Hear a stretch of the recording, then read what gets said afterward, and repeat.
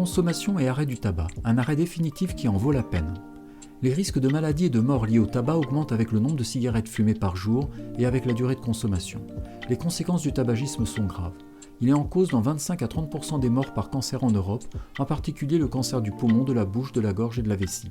Il augmente la fréquence des accidents vasculaires cérébraux et des maladies cardiovasculaires, angine de poitrine, infarctus du myocarde, notamment chez les femmes utilisant une contraception orale. Il est la principale cause d'artérite des membres inférieurs. Il est responsable d'insuffisance respiratoire chronique et du risque de mourir de cette maladie. Il augmente les reflux gastro-œsophagiens, les douleurs et les ulcères d'estomac, les colorations des dents, les troubles de l'érection, les rides de la peau, les retards de cicatrisation et de consolidation de fractures. Il diminue la fertilité chez la femme et augmente le risque d'ostéoporose, de fausses couches, de naissance prématurée et de mort périnatale du nourrisson.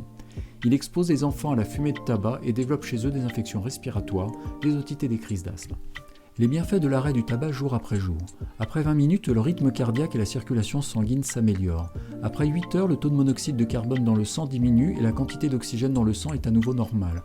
Après 2 jours, plus de nicotine dans le corps. On redécouvre le goût des bonnes choses et des bonnes odeurs. Au bout de 3 mois, la circulation sanguine est bien meilleure qu'avant et la pratique d'une activité physique n'est plus un problème. Au bout de 5 ans, le risque d'accident vasculaire cérébral a sensiblement baissé. Au bout de 15 ans, le risque d'être atteint d'un cancer est le même que celui d'un non-fumeur. Les bénéfices de l'arrêt du tabac à court et moyen terme diminuent fortement les nombreux risques liés au tabagisme. Après 5 ans d'arrêt du tabac, avec une consommation de moins 20 cigarettes par jour, le risque d'accident vasculaire cérébral semble revenir au niveau de celui des non-fumeurs. Il diminue les risques d'angine de poitrine, d'infarctus du myocarde et de nombreux cancers, en particulier le cancer du poumon. Il permet d'avoir une nette diminution du risque de mort chez les patients insuffisants respiratoires. Il permet d'éviter les risques graves pour l'enfant à naître en début de grossesse. Chez les anciens gros fumeurs, plus de 30 cigarettes par jour, le risque cardiovasculaire diminue fortement, mais ne revient pas au niveau des non-fumeurs. Comment appréhender l'arrêt du tabac ? Identifier les obstacles qui semblent empêcher l'arrêt du tabac. Analyser ses précédentes expériences d'arrêt du tabac. Appréhender l'état de dépendance, désir physique et psychique de continuer à fumer, et l'état de manque, anxiété, irritabilité lié à l'arrêt. Analyser sa consommation de tabac en faisant une liste de ses propres raisons d'arrêter de fumer pour conforter sa motivation, des bénéfices que l'on peut tirer de l'arrêt du tabagisme. Penser aux conséquences de la présence d'autres fumeurs autour de soi. Se préparer à affronter le problème de la dépendance et du manque au cours des premières semaines d'arrêt. L'arrêt du tabac entraîne souvent une prise de poids de moins de 5 kg qui peut justifier d'adapter son alimentation. Réfléchir à ne pas aggraver les autres dépendances comme la consommation d'alcool. Choisir une date d'arrêt et prévenir l'entourage afin d'être soutenu. Le jour dit, faire en sorte de ne plus avoir de tabac disponible pour diminuer la tentation. Évaluer le degré de dépendance du tabac, à l'ancienneté de la consommation de tabac, au nombre de cigarettes fumées quotidiennement, au test d'évaluation de Fagerström, le degré de dépendance est fort s'il est plus de 7 points. Le questionnaire de Fagerström. Combien de temps après votre réveil fumez-vous votre première cigarette ? Trouvez-vous difficile de vous abstenir de fumer dans les endroits où c'est interdit ? À quelle cigarette de la journée renonceriez-vous le plus difficilement ? Combien de cigarettes fumez-vous par jour en moyenne ? Fumez-vous à un rythme plus soutenu le matin que l'après-midi ? Fumez-vous lorsque vous êtes malade, au point de devoir rester au lit presque toute la journée ?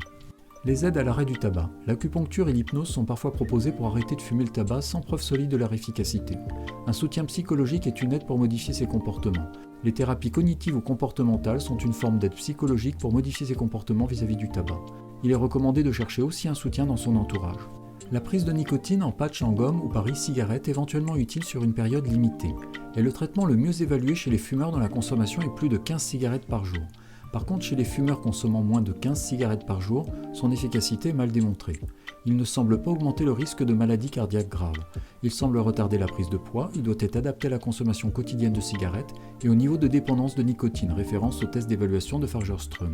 Ne pas fumer de tabac pendant le traitement au risque de s'exposer à une surdose dangereuse de nicotine.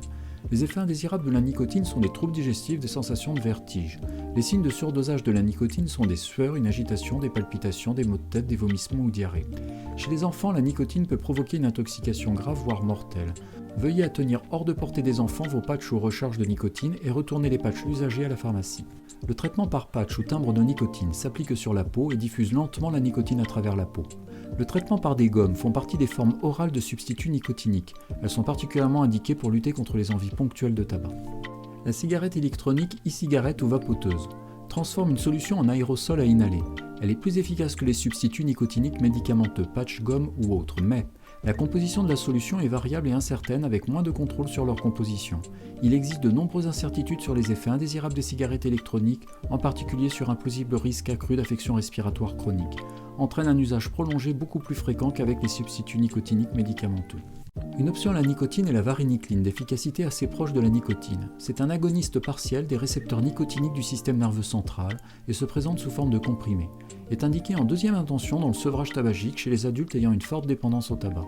Elle peut être la cause de nausées, de maux de tête, de troubles du sommeil, de troubles psychiques, dépression, agressivité ou autres, de troubles cardiaques parfois graves. L'assurance maladie prend en charge votre traitement. Les médecins, sages-femmes, chirurgiens dentistes, infirmiers, les masseurs kinésithérapeutes peuvent prescrire les traitements nicotiniques de substitution. Les traitements nicotiniques de substitution inscrits sur la liste sont remboursés sur prescription à hauteur de 65% par l'assurance maladie. Les officines peuvent pratiquer la dispense d'avance de frais pour ces produits. La varinicline chez les adultes ayant une forte dépendance tabagique, score au test de Fargerström supérieur à 7, est remboursée à 65% par l'assurance maladie et est délivrée uniquement sur prescription médicale.